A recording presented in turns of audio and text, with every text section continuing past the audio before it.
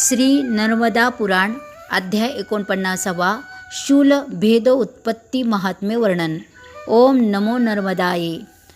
श्री मार्कंडेय वदले, अंधकाचा वध करून देवादिदेव श्री महेश्वर श्री रुद्र उमादेवीसह कैलास पर्वतावर पोहोचले।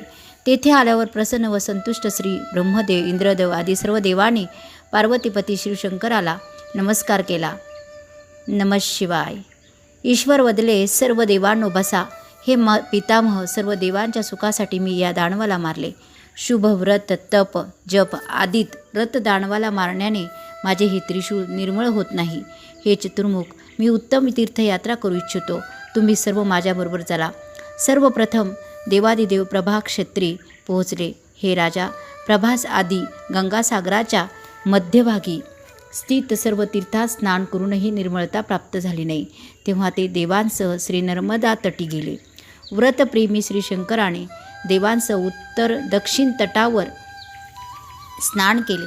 तेथून श्री नर्मदाच्या दक्षिण तटी पर्वतावर स्थित भृगुतीर्थावर गेले। श्री महादेवाने भ्रमण करून थकल्यावर सर्व देवांसह तिथेच विश्रांती केली। ते स्नान सर्व देवांना मनोहर वाटल्यामुळे ते विशिष्ट स्थान म्हणून देव श्री महेश्वर तिथेच स्थित झाले। तिथे श्री शंकराने स्वतःचे त्रिशूळ पर्वतात भेदल्यामुळे पृथ्वीतल भिन्न झाले।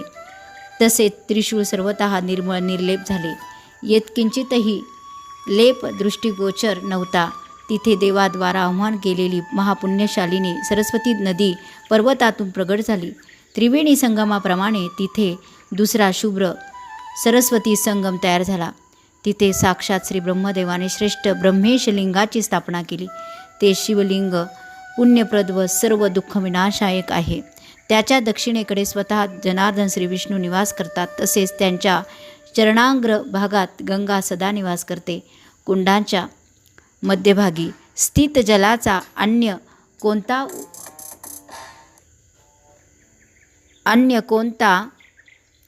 मार्ग नाही। श्री शंकराने शूलाग्राने रेष ओढली तेव्हा ते जल वाढले आणि महानदी श्री नर्मदेकडे गेले। ते महापुण्यदायी जललिंग चक्रतीर्थ आहे।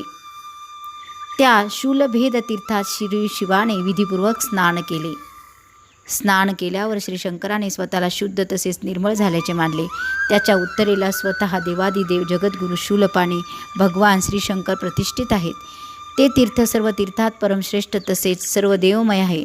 ते सर्व पापहारी तसेच सर्व दुःखहारी पुण्यप्रद उत्तम तीर्थ आहे। त्या तीर्थात देवादिदेव जगद्गुरु श्री शंकराला प्रतिष्ठापित करून शतरक्षपाल व अष्टविनायकांनाही तेथे नियुक्त केले। 108 रक्षपाल त्यांचे प्रयत्नपूर्वक रक्षण करतात। जो श्रद्धारहित तिथे राहू इच्छितो त्याला अनेक विघ्ने येतात। कोणी कुटुंब चिंतेत तर कोणी कृषी कार्यात व्यग्र असतात। कोणी सभा योजनात तर कोणी द्रव्यर्जनात रत असतात। कोणी दिव्यवाद करतात तर कोणी नित्य हिंसापरायण असतात। कोणी परश्रित आसक्त असतात तर अन्य दुसऱ्यांच्या जीवाचे विघातक असतात। काही लोक तीर्थयात्रेत जाऊन काय फायदा असा विचार करतात। क्षुधा पीडित भार्या पुत्र नोकरी प्रेम विघातक असतात। काही लोक तीर्थयात्रेत जाऊन सुद्धा फायदा नाही।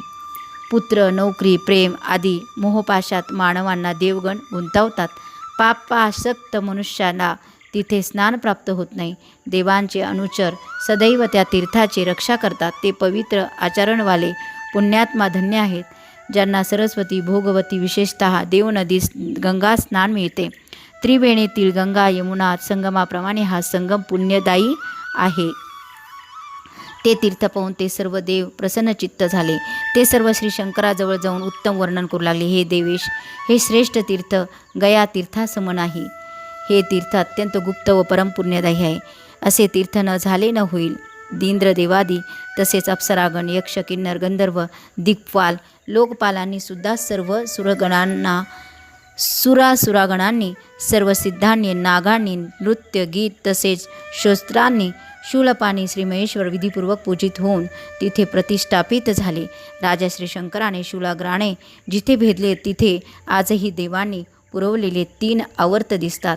हे पूर्ण प्रश्रेष्ठ जेथून महाध्वनी येतो असे श्रेष्ठ 3 कुंड आहेत। ते सर्व पाप विनाशक दुःखनाशक आहेत. त्या तीर्थात उपवासपरायण मनुष्याने स्नान केल्यास दीक्षारहित मंत्ररहित असूनही तो 1 वर्षाच्या पापातून मुक्त होतो.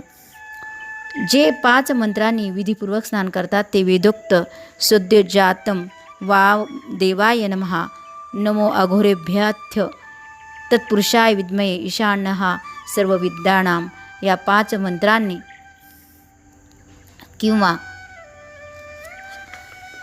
दशाक्षर मंत्राने किंवा ओम नमः शिवाय या षडाक्षर मंत्राने किंवा 3 अक्षर मंत्राने उच्चारणपूर्वक स्नान करतात. त्या तीर्थात श्री ब्रह्मा विष्णू महेश या तिन्ही देवांचे ध्यान करून स्नान करावे. ओम नमो भगवते शिवाय हा दशाक्षर मंत्र जपून जे जल प्रशान करतात ते श्रेष्ठ लोकात जातात, जिथे देव श्री महेश्वर निवास करतात. केदार क्षेत्र आणि रुद्रकुंडात जलप्राशनाचा तसाच महिमा आहे. पंचरेफयुक्त मंत्र ओम त्र्यंबकजामहे सुगंधिं पुष्टिवर्धनम उर्वारुकमेव बंधनान मृत्युर्मुक्षीयमामृतात आणि क्षक्षार मंत्र ओंकार मिश्रित्व सुरपूजित असून उल्लेखनीय आहे. जो जितेंद्र शूलभेद तीर्थात विधिपूर्वक स्नान करून तीळ मिश्रित जलाने पितृदेवांचे तर्पण करतो ना, त्या कुळातील आधीच्या 10 पिढ्या नंतरच्या 10 पिढ्या तरतात. गया आधी पंचस्थानी श्राद्ध केल्यावर जे फळ मिळते ते भेद तीर्थी क्षत्री निसंशय मिळते. जो भक्तिभावाने विधिपूर्वक दान देतो त्याचे पुण्य पाप फल पितृकार्यात गयाशिराप्रमाणे पुण्यप्रद असते. ज्याप्रमाणे पितृकार्यात गयाशीर पुण्यदायक आहे, त्याप्रमाणे स्नान दान तर्पण आदी कार्यात शूलभेद तीर्थ पुण्यप्रद मानले जाते.